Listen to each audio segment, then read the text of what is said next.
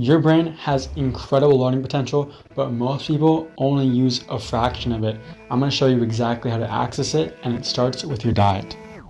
There are three main components of a healthy brain diet: no insulin spike, healthy fats, and a complete micronutrient profile.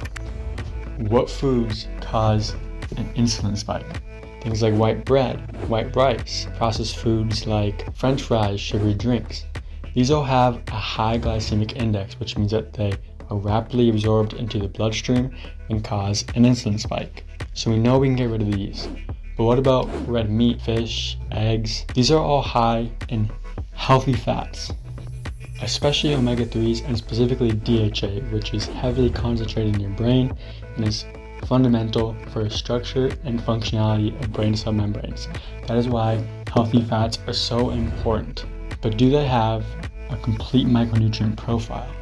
Yes, there's not an essential nutrient that is not already found in these three foods. In fact, there's not an essential nutrient that isn't found in red meat alone. Wait a minute, doesn't your brain need carbs to function? Well, no, it can use fat as well, and I'm going to show you why it's potentially a better option, specifically glucose versus ketones. Energy stabilization. When you consume carbs, your energy looks like this: blood sugar high, blood sugar crash. When you stop consuming carbs, your body produces energy on demand through ketosis, which causes your energy to look like this. It's more stable without the blood sugar highs and crashes, and that is one point for ketones. Energy efficiency. Ketones have been shown to produce more energy per unit of oxygen than glucose, which means your brain cells are working more efficiently, and that is a point for ketones. 3 is neuroprotectivity. Glucose does not reduce oxidative stress and inflammation as well as ketones. That is a 3rd for ketones. What does this mean? 90% of your diet should be meat, fish, and eggs. If you choose to add in carbs, add in fruit, honey, and dairy. These are lower on the glycemic index, which means that they won't spike your insulin as much. They're also fairly nutrient dense. This right here is the most powerful thing you will learn in this video: habits. There are hundreds of habits that increase brain performance, but I boiled it down to just 3. And the first one is scrolling. When you scroll, your brain is in a hypnotic state, which means that your prefrontal cortex is less activated and it shrinks over time. Aim to be getting at most 1 hour of screen time a day. This is far less than the average person gets, and if you are able to achieve this, your learning speed will improve drastically. Sleep. When you sleep, memory consolidation occurs and your brain takes information from the hippocampus and transfers it to the neocortex. This is why sleep is so important, because if you aren't getting enough sleep, what you learn is not becoming retained. You should be getting about 8 hours minimum per night, and it is also a good idea to create a sleep schedule, because when you sleep is also very important. Meditation. There was a study done on high schoolers comparing those who did meditate and those who didn't, and their overall active memory.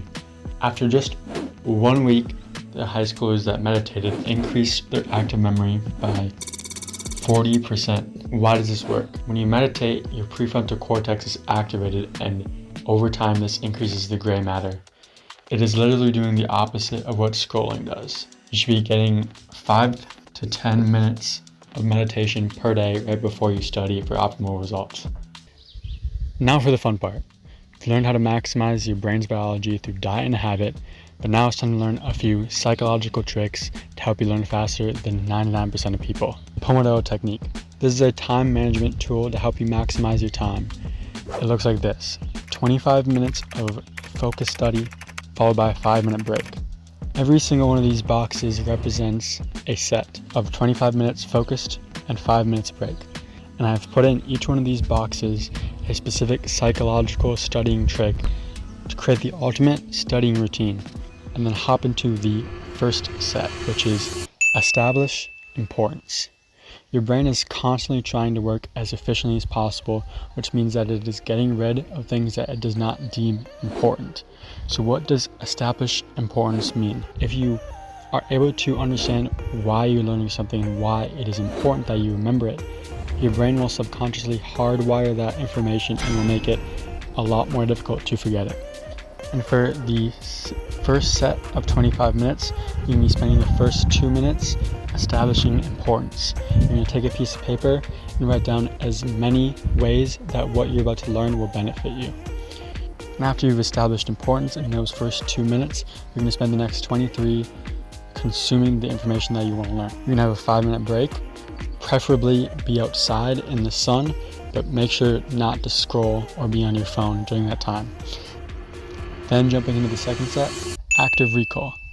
You're going to take a piece of paper and write down everything you remember from the first set of consuming information. This is extremely powerful because when your brain is digging for information that you've consumed, the neuronal pathways associated with that information become strengthened through long-term potentiation. It's also powerful because when you go back and review and see the things that you forgot to mention and write down, your brain will recognize it as a failure and it will establish importance to the things that you missed, and it will be easier to remember it next time.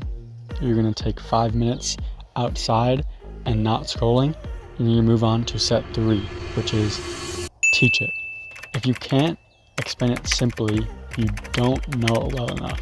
Take everything that you've learned from these last 2 sets and try to teach it as simply and efficiently as possible, like you were trying to teach a toddler. And if you can do this, you understand everything that you've learned. The reason why all of this works so well is because your brain doesn't learn in a hypnotic state. It doesn't learn from just straight consuming. It learns from action and doing. It learns from interaction. I highly recommend trying this technique, and I hope that you learned something from this video.